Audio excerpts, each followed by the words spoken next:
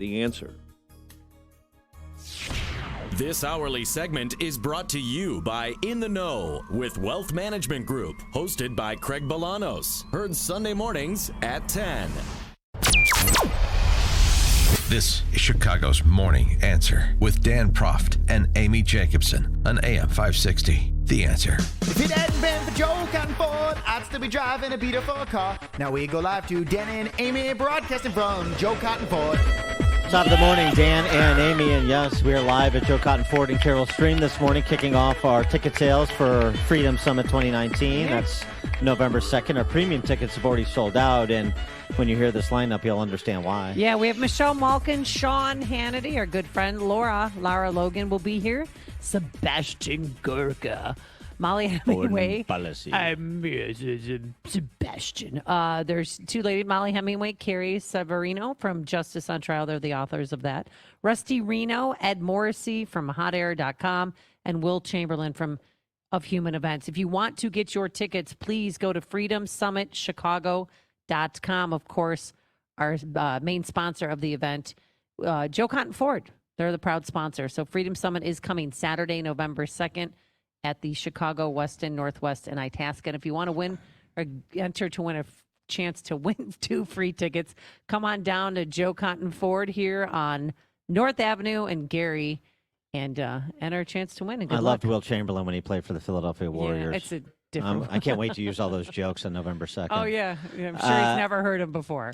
Larry Kudlow was on Meet the Press. Don't know why Trump administration officials continue to indulge Chuck Todd, but they do. Kudlow was on, and he was asked, of course, about the recession talk, which dominated last week.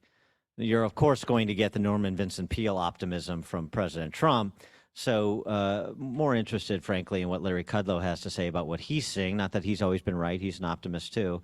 But this is what he said to that question. Well, I'll tell you what, I sure don't see a recession. We had some blockbuster retail sales consumer numbers towards the back end of last week, really blockbuster numbers. And in fact, despite a lot of worries with the volatile stock market, most economists on Wall Street towards the end of the week had been marking up their forecast for the third and fourth quarter. That echoes our view. You know, what we've got here, consumers are working at higher wages. Right. They are spending at a rapid pace. They're actually saving also while they're spending. That's an ideal situation. So I think actually the second half of the economy is going to be very good in 2019. And he went on to suggest that you shouldn't be afraid to be optimistic, saying that he doesn't see anything pre-2008 in the offing. Not that people are predicting a crash, but some are predicting a slowdown. What is the Capitalist Pig predicting? For more on this, we're pleased to be joined by Jonathan Hoenig, the Capitalist Pig, also the author of the book, A New Textbook for Americanism, The Politics of Ayn Rand. Jonathan, thanks for joining us. Appreciate it.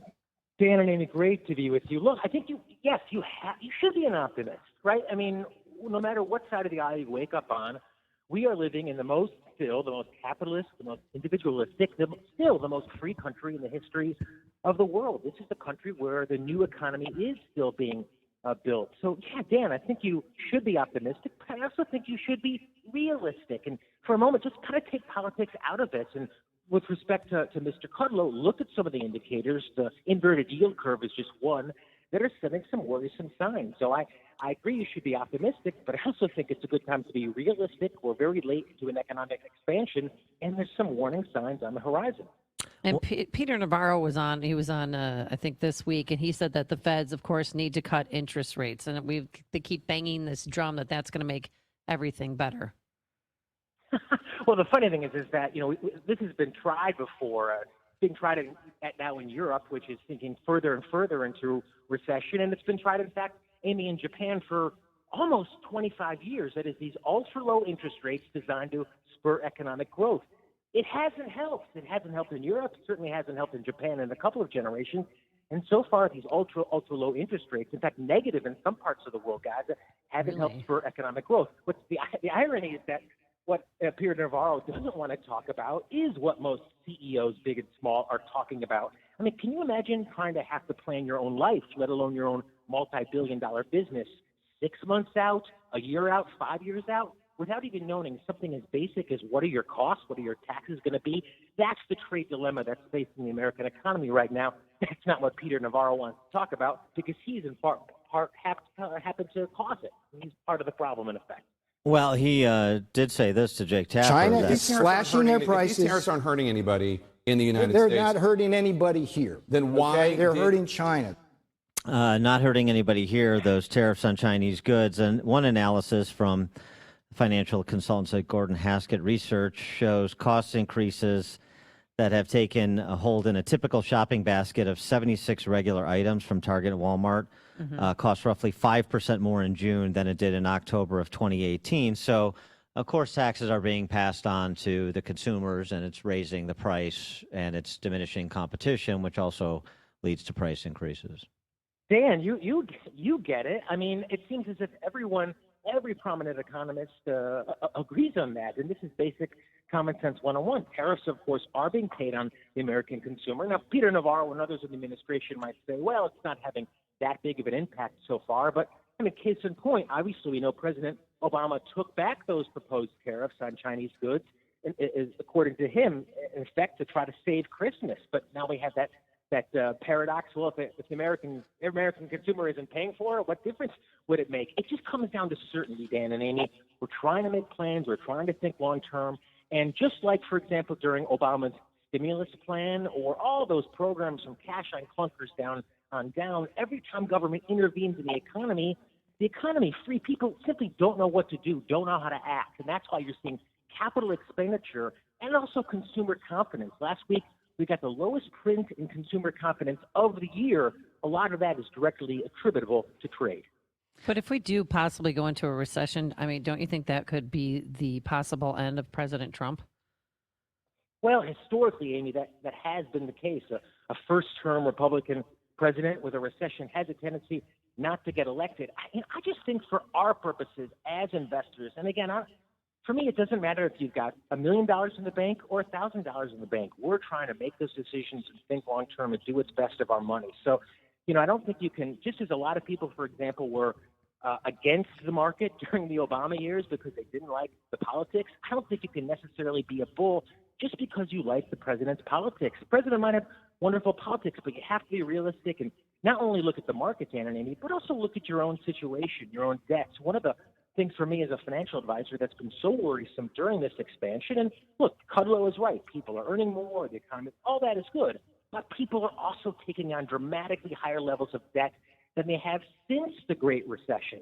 So, my 2 cents, Amy, look, ultimately we can't control politics, but we can control our own bottom line. So if the economy is good right now, which all the indicators seem to be, take this opportunity to pay down some of that debt, put yourself on a sound financial footing so that when the next downturn comes, doesn't matter if it's Republican, Democrat, doesn't matter. When it comes, you're prepared.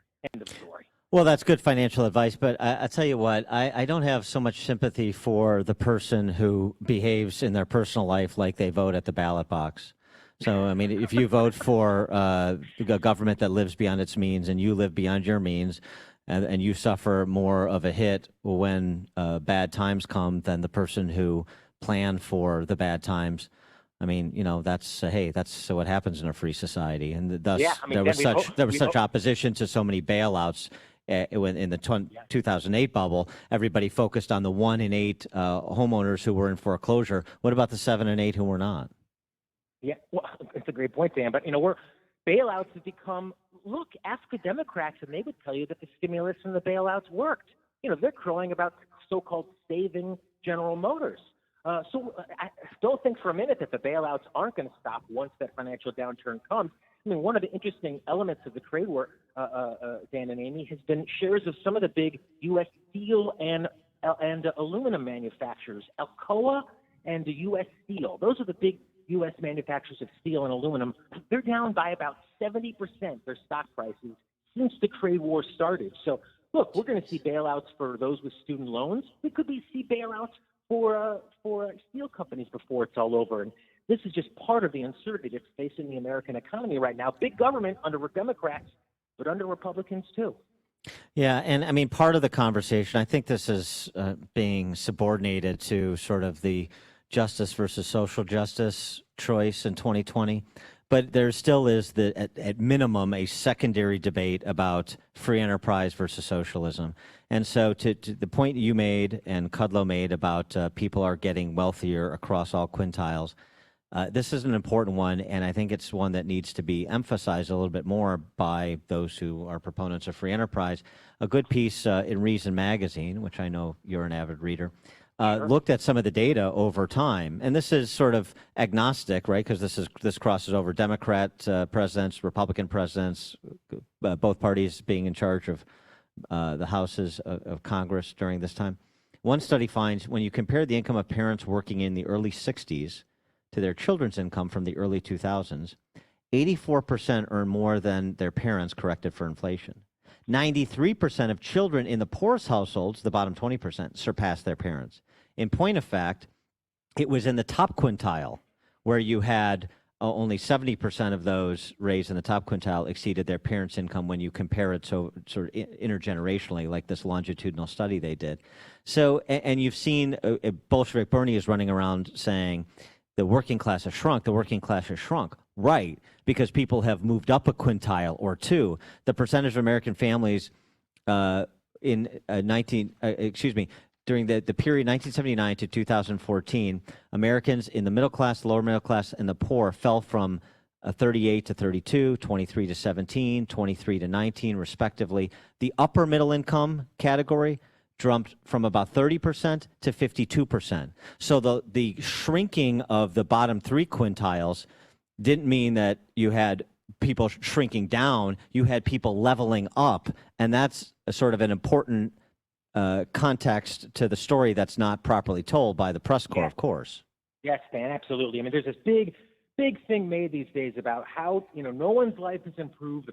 The middle class, the poor, no one's life has improved, supposedly, according to these leftists, in the last 30, 40 years. It's just as bad as they've ever been. They paint it as some kind of dark ages.